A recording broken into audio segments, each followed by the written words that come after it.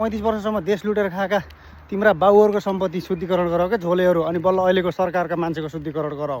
हो, सार्वजनिक सम्पत्तिको निष्पक्ष छानबिन होस् भनेर सरकारलाई दबाब दिनु राम्रो कुरा हो जनताले, हैन?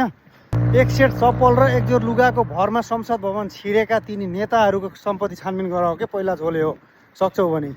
अहिले तिनीहरूसँग करोडौँको सम्पत्ति, करोडौँको महल कसरी आयो त्यो अहिलेसम्म छानबिन गरेछौ?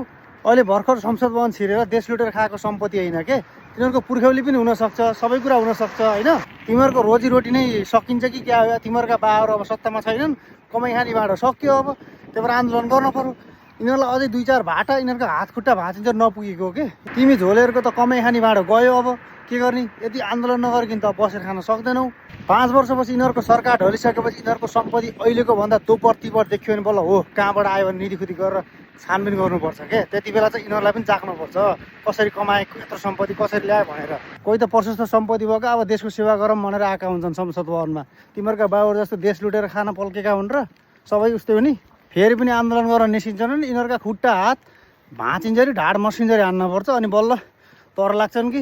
आओ झोलेहरू कमेन्टमा गाली गर मलाई पनि, केही नाप्दैनौ गाली गरेर, केही पनि हुनेवाला छैन।